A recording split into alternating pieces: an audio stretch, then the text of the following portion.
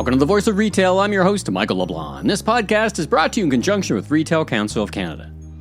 I first met the impressive Linda Maslechko in her dual role of owning an award-winning retail apparel brand that was a disruptor in its niche and serving the Canadian retail community on RCC's board of directors. Fast forward a few years, and her retail brand is no more. Still, the lessons learned from starting, growing, and ultimately winding up her retail business are the cornerstone of Linda's new calling, business reinvention. In a compelling interview, she takes us through her professional history and the process she now uses to merge experience and reinvention frameworks to help retailers and other businesses get ready for what comes next. One of the things we see with these tools about getting results is sometimes it helps get over a leadership strength or weakness in a business.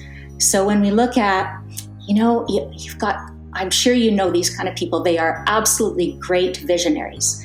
They have ideas coming out of their mouths every 2 seconds. Yeah. And their team just goes, do this, do this, do this. Linda, welcome to the Voice of Retail podcast. How are you doing this afternoon? I'm doing great, Michael. Thanks very much for having me. Sure excited to be here. Well, it's great to hear your voice. You and I collaborated over, was it LinkedIn or something, a couple of weeks ago. And I'm like, my goodness, I haven't talked to Linda in quite a while. I'm really looking forward to the conversation. So it's really going to be super to catch up. Yeah, you were a voice from the past, and I was excited to see you there.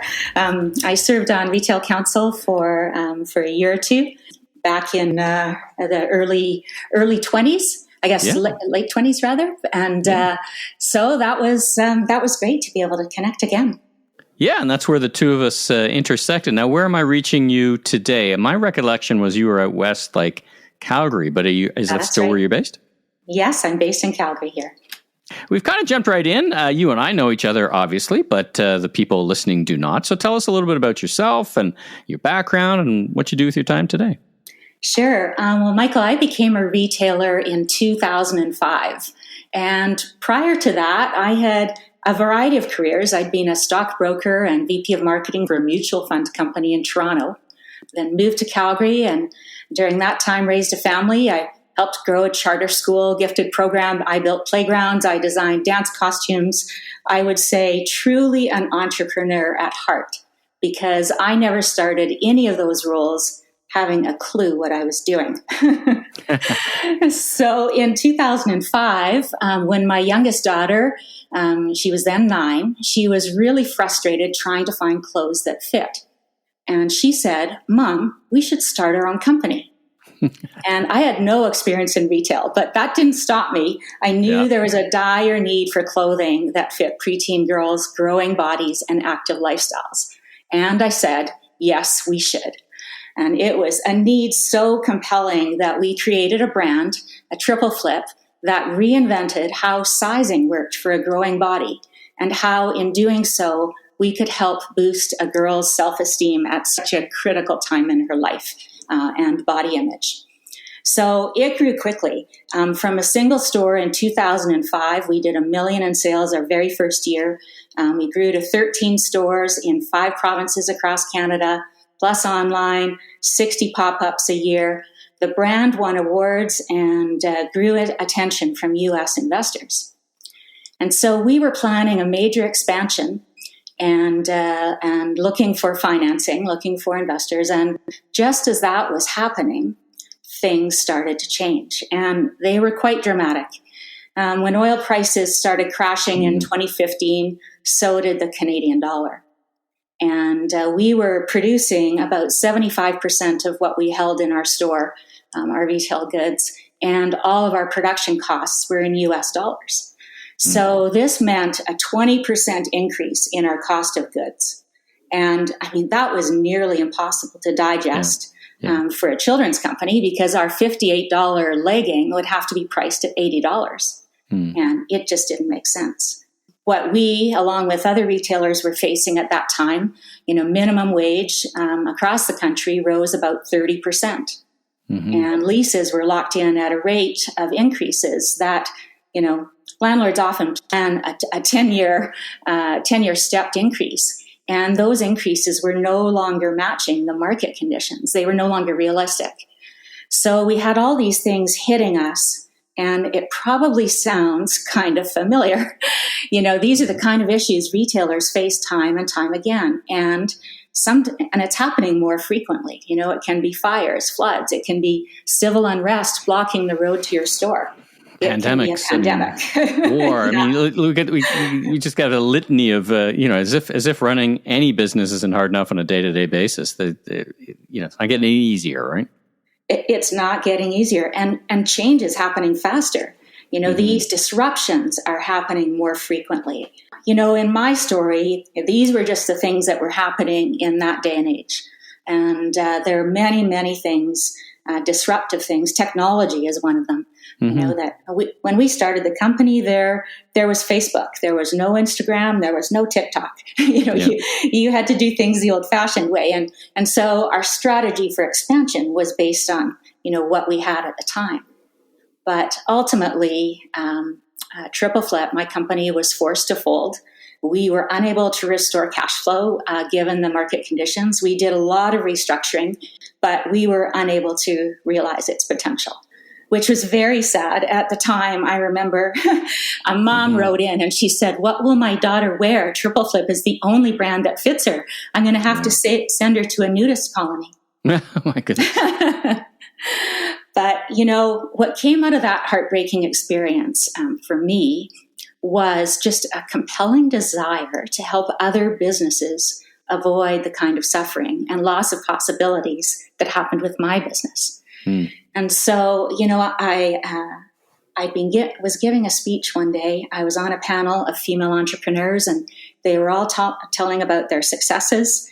And it was shortly after my company had closed. Many didn't even know we were gone. And I said, well, I just closed down my $11 million company. And the person next to me grabbed the mic and said, "Will you mentor me?" That began the start of my business as a business coach, and being able to help others. They say you don't learn from experience; you learn from reflecting on your experience. And the shift and perspective I gained in the last few years in coaching and training myself has helped me look at things in a whole new light. Perhaps the most significant change that I made this past year, I did an intensive program of study with Dr. Nadia Zaksambayeva. She's known as the Reinvention guru. And she's developed what's called the Reinvention method. It's a series of tools and strategies and things. It takes together the best of change management and strategy theories and things like that, and behavior, cognitive behavioral development, neuro-linguistic programming, appreciative inquiry, you name it. It all comes together in a way that helps companies and leaders reinvent. It's to me, what has always been missing is a set of tools and strategies to deal with disruption and turn change into an opportunity. I was taught you should have a BHAG, this big, giant goal in the future that you're working towards. And, this looks at it in a whole new way. Like, if you're only focusing on your BHAG, what are you missing? What do you need to do today to be getting there? Solving your problems, planting the seeds.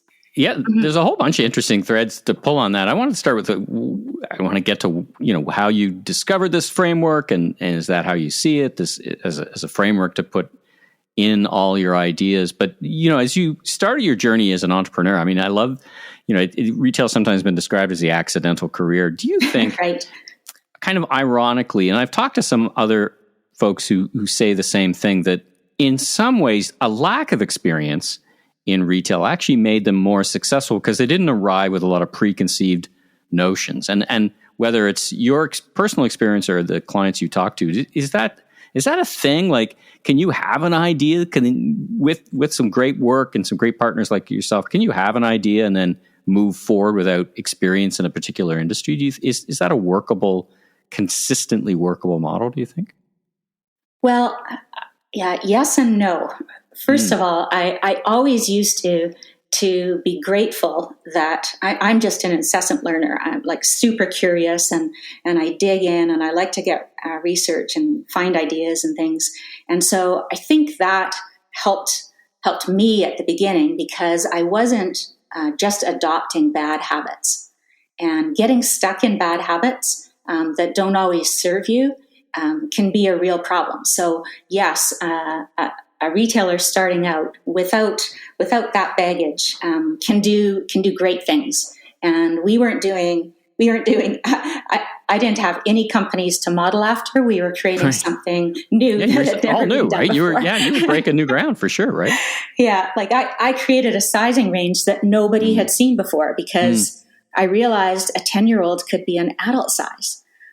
I'd been designing costumes. I had 400 measurements, and no wonder they weren't fitting. The standard sizing wasn't fitting girls, because a 10-year-old, she can be an adult size, and then she'd have to shop in an adult store. And that, what does that say to her? So anyways, just being able to think clearly and freely to address what is the need at hand, and to be able to focus right on that. And, that being said, you don't know what you don't know. Right. And some of the greatest mentors in my career came into my life, not when I started the company, but halfway through. And they made enormous differences to how I saw my retail world, and how I was able to work the metrics to make it a more efficient and profitable company. Now, how did you find, I'm looking at Nadia's website, the Reinvention Guru. How did you two connect? How did you find her? And was that suddenly a light bulb went off? There's actually a light bulb on her site that this is the framework within which I want to work. Like, talk a little bit about that journey. Well, I had, I was working with training in appreciative inquiry, which is about asking generative questions to get a more engaged and productive result from your team. And her name started to pop up. So being my curious self, I followed down that rabbit hole, and I attended something called the Easy Reinvention Lab. And it is a 5-day, 1 hour a day workshop that she offers for free. And this happens, 4 or 5 times a year. So I went to this, and I was like mind blown. So I needed to get more of this. And like in 5 hours, I was able to pull meaningful tools and get instant results from the people I was coaching, just by applying them to their scenarios. So I just fell in love with this. I started taking the first course, which was over a course of 7 weeks, and then signed on for the certified Reinvention practitioner course. And there's a whole community that she's developed of people who are interested in reinvention and speaking the same language. And if you want to take a listen to Nadia, go to her TED Talk, and it is called "How to Kill Your Company." And it is a brilliant TED Talk. It gives the core seed of her ideas and how she came to invent the reinvention method. She's a scientist and an academic, and has worked for companies as big as Coca-Cola, and has put together this program through years of testing and improving. And she's always reinventing the tools and getting feedback. And now there's this giant global community that is contributing to it. And one of the things that you'll hear about the pace of change, we're doing a study right now, which I invite all retailers to contribute to. The pace of change 20 years ago, remember when our parents would start a career with a company, and they would, they'd be there their whole life. They'd graduate and they'd retire with their gold watch or rocking chair. And, that's how slowly things were moving, is that in a life cycle of a company from growth to maturity, in a 75-year-old company, might be 35 years before they have to reinvent themselves. Like, what do you think are the key drivers of that? I talk about this a lot. I hear a lot about it. Some folks have said, listen, there's some Like, technology is just a very big umbrella. So, is our lives actually moving faster? Is it an artificial construct in some ways? For example, a lot of people say, when I read a lot of marketing briefs, is for the time pressed customer. And I'm like, there's a lot of things that 20 years ago were a lot harder to do. Like, there was no, if you wanted to go grocery shopping, you couldn't have it delivered to your door. Like, there seems to be some things that are more convenient, yet life, as you say, is it actually moving faster? Is business moving at a faster pace? And what in your mind is the core reason for that? Why are things as big as business models moving faster than they did before? There are many reasons. And, you look at your ecosystem, all the things that are changing around you. Like I said, when we started, there was no TikTok. Yeah. And so, as time goes forward, technology has really shortened the time frame of change, and as has globalization. When I grew up, I had a big set of encyclopedias in my house. True. And that's how I did research. Yeah. And now you have this mass contribution to information. You have Wikipedia. People contribute for free. The skills have changed, right? Right.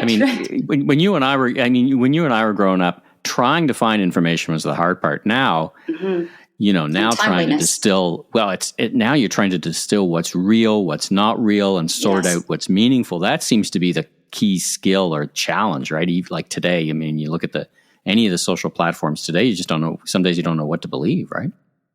For sure. And that's part of why they do the study, because, they ask thousands of businesses around the world about their own reinvention and how they've had to move forward. I don't know if you've ever heard this quote, but the owner of Blockbuster once said, "Netflix is not even on my radar." Yeah. Right. I think I heard the UPS or FedEx president say that about Amazon delivery as well a couple of years ago. Right. And so, in the time of long cycles, if it ain't broke, don't fix it. We don't have to do it. But now as cycles shorten, it shortened to 15 years about 10 years ago. And then there was the last study was done right before the pandemic, and it had shortened to 6 years, which means that we have to be in reinventing at 3 years. And some industries even more often than that. Retail, I think, is one of them. Do you see in the model the COVID era as a great accelerant, pouring gasoline on acceleration, or do you have any other frame of reference? Like, did it accelerate already existing trends, or do you think it created something new as well? How are you thinking about that? I do think it accelerated things. Some people don't see the disaster until it hits them. There are opportunities to look ahead and anticipate that. And you hear of all sorts of people who predicted a pandemic. And, clearly the Canadian government wasn't one of them, because they shut down all of our biotech industry to prepare for that. But when we look at it, the thing to keep in mind is disruption is going to happen. And so how do we create a mindset, avoid the traps of thinking that everything's going to stay the same? Because we know it's not, and it's going to happen sooner and sooner. And, again, this is about getting stuck in a cycle of, if we do A, B, C, and D, we'll reach our goals. And that's, in a long cycle, that can happen, but in a short cycle where things are changing quickly, we need to be prepared to toss off the things that are no longer serving us and allow emergent strategies, we may not even know what they are yet, to come into our strategy to reach the future. So it's more testing, more trying things, failing faster, if you will, but having a team that can brainstorm ideas. Like, ideas are a commodity now. You can get them anywhere on the internet. So it's how do we sort through those, prioritize them for our business, and really customize our approach. Because if we don't break it, somebody else is going to. Well, I love that last statement because it's a good segue to my question, a series of questions around how do you know when to reinvent? Business is going fine. What you've been doing before could be just, doing well. You may or may not see something coming in the distance. There may or may not be a crisis. But, I think you must get two types of clients. Some who are, listen, I'm in a crisis, so I need help. And others who are like, business is fine, but maybe I should look at it. I was watching the video of you and the doctor with that bison client that sold bison products. And it was a great discussion, actually, because we talk a lot about that in the Food Professor, how, things could be going fine until they're not kind of thing. Exactly. How do you think about that? Like, does it, and as my other podcast partner, Steve Dennis, says, why does it take a crisis for retailers to innovate? Should they be innovating? And how do you know when to innovate? How do you know when something's coming around that's going to disrupt you? So one of the things we do with companies is we start with creating a company diagnostic. We look at how do we anticipate, how do we design, and how do we implement in our company. And anticipating is kind of the look at what do we reinvent. Designing is how do we reinvent. And then lastly, the implementation and when do we reinvent. And so, starting with what do we reinvent? This helps companies in this diagnostic. We take a map. There are 15 different ways to reinvent in this particular tool. And it can be everything from customer service to the customer itself, our processes, the market we're reaching out into. We start to look at this specifically to the company. And there are all sorts of different ways to change your business model too. What add-ons you have, a freemium model, they use all sorts of different ways to tweak their model and come out with a better result that serves them long term. It wasn't just a knee-jerk reaction to COVID. It was actually things that leapt them forward to the front of the market.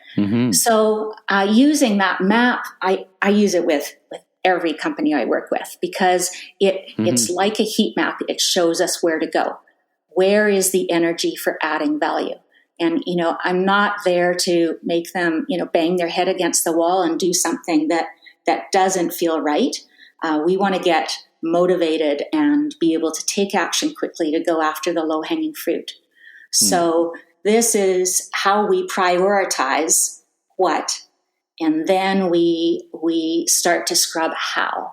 And then we plan it on a strategy map so that we figure out when to reinvent. And it is not all done at once. One of the things we see with these tools about getting results is sometimes it helps get over a leadership strength or weakness in a business. So when we look at, you've got, I'm sure these kind of people, they are absolutely great visionaries. They have ideas coming out of their mouths every 2 seconds. Yeah. And their team just goes, do this, do this, do this. These are the ways we're going to solve this problem. And the team jumps to go do that, and then it fails. And why it's failing is because the time hasn't been spent in design. And we have other kinds of leaders who are perfectionists, and they figure out the idea, figure out how to solve the problem. They spend all their time in design.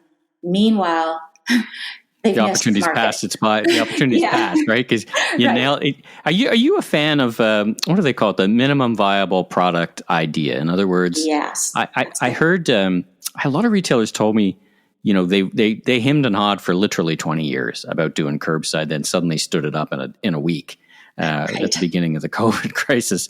Yeah, when you're thinking about the concept of a minimum viable product, we're talking about when's the right time to go on an idea and start building out.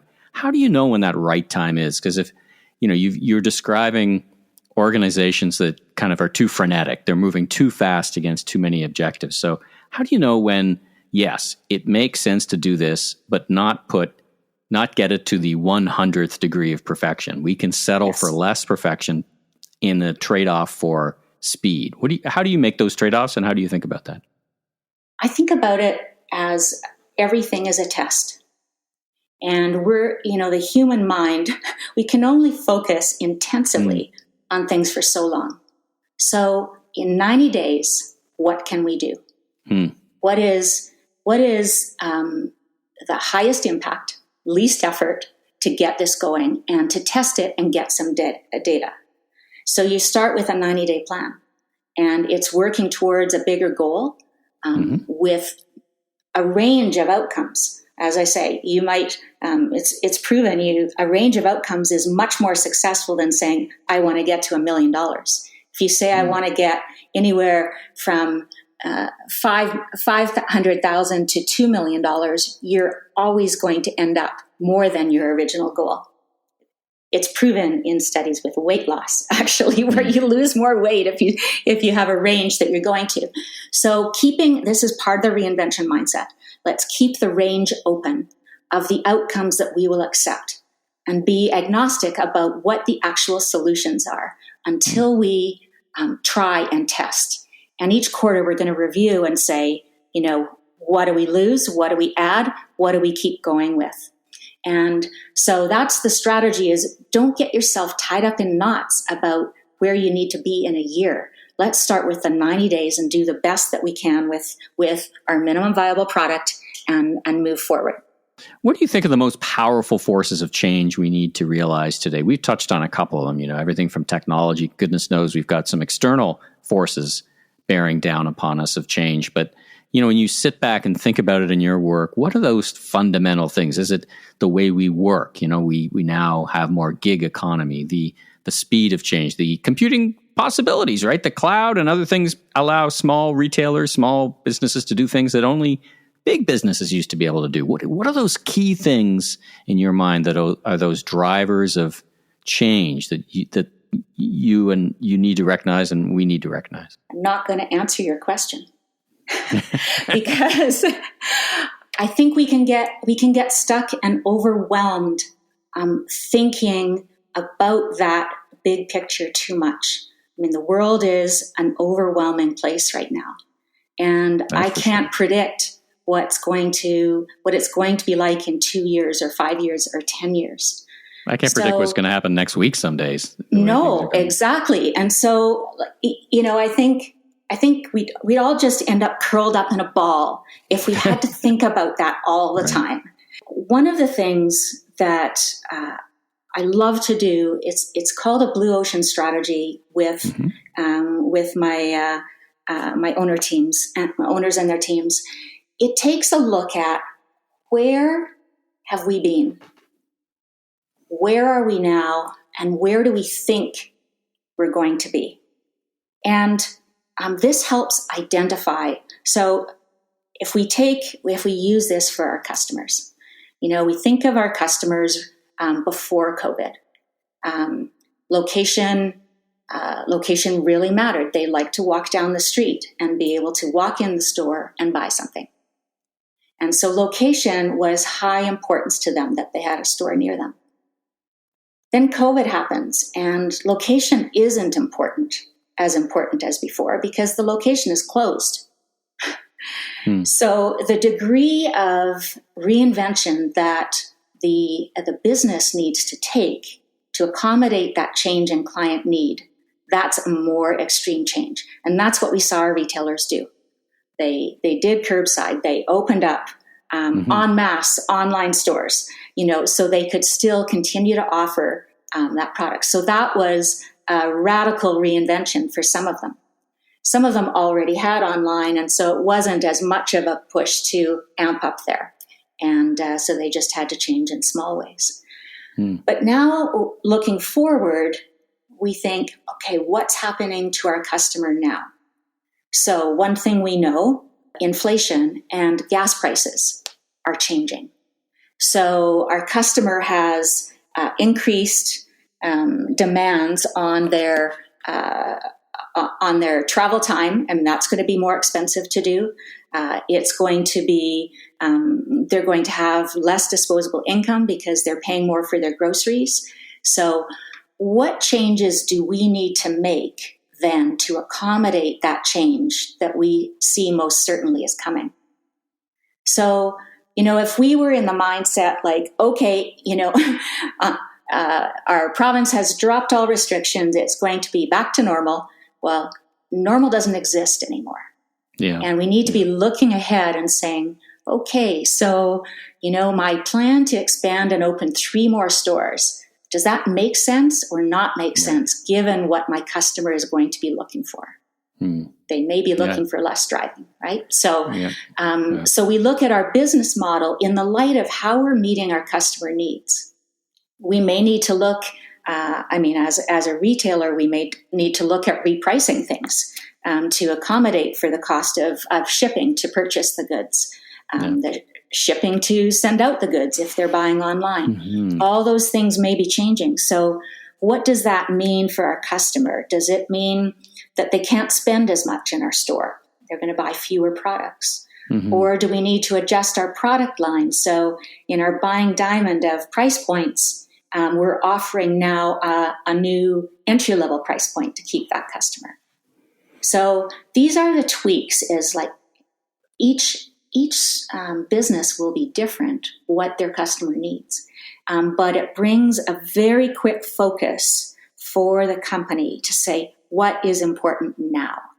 And what do we see coming in the future that's going to impact things once again?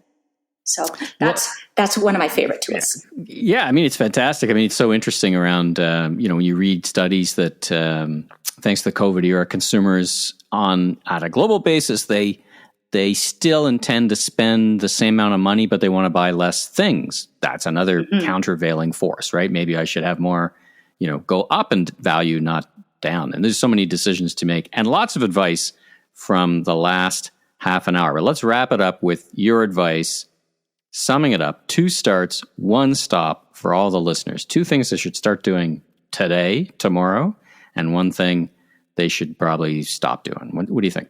Okay, I'll start with a start. Reinvention is a process. It's not a project.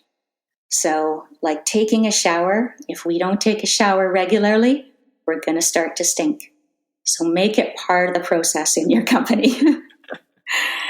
Secondly, take showers every day. Secondly, take showers every day. Take showers every day. And I'm here with my guest, Linda, who's advising us. Okay, what's just second? Giving you a hot tip. Hot take. Secondly is create a reinvention mindset to avoid the traps. Think about, what am I blind to? If I am just head down all the time firefighting in the weeds, then what am I not seeing that's coming? Take the time to stand back and take a look at that. What am I focused on?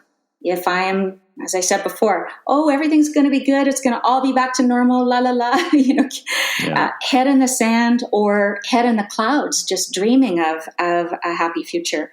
And you're missing what you need to be doing today, right now, that can make a difference and add value to your company. And then what outdated strategies are you depending on? So this is, with my company, the strategy was to open more stores, reach more of our market as fast as we could, when in fact, we needed to be collapsing the number of stores and creating hubs so that we could manage our cash flow better and have inventory pooled in certain places. So think about the strategies that you've set for yourself, and are they going to serve you? The stop is stop thinking that change happens rarely. It's constant. So this isn't just, okay, when's the next disruption? We will be in the midst of disruption and change all the time. So instead of reacting to it, find a response that will help carry you forward and adapt your processes, your services. Find all those ways to make your company agile and nimble so that decisions can serve you. All right, right on. Well, listen, it's been great hearing your voice. And for those who want to follow up, maybe learn a bit more about you or get in touch, how do they do that? Well, I am on LinkedIn and Linda Maslechko. You can email me, linda.maslechko@gmail.com. And you can also find me by connecting with Reinvention Canada. and they're on LinkedIn, website, and so forth. And any of those ways, and I'd be happy to have a conversation with you. And fantastic. Well, I'll put all that in the tools in your hands. Yeah, I'm excited by the conversation. I mean, I love the approach and the framework and your tradecraft. And I'll put all those links in the show notes too, so folks can find that. But until then, as I said, great speaking with you. Thanks so much for joining me on The Voice of Retail, and I wish you much continued success and good luck in helping everyone who needs it, because times are interesting, and it sounds like you got a great framework to help us get through. Great. Thank you so much, Michael. It's been my pleasure. Thanks for tuning into this special episode of The Voice of Retail. If you haven't already, be sure and click and subscribe on your favorite podcast platform so new episodes will land automatically twice a week. And check out my other retail industry media properties, the Remarkable Retail Podcast, Conversations with Commerce Next podcast, and the Food Professor podcast with Dr. Sylvain Charlebois. Last but not least, if you're into barbecue, check out my all-new YouTube barbecue show, Last Request Barbecue, with new episodes each and every week. I'm your host, Michael LeBlanc, president of M.E. LeBlanc Company and Maven Media. And if you're looking for more content or want to chat, follow me on LinkedIn or visit my website at meleblanc.co. Have a safe week, everyone.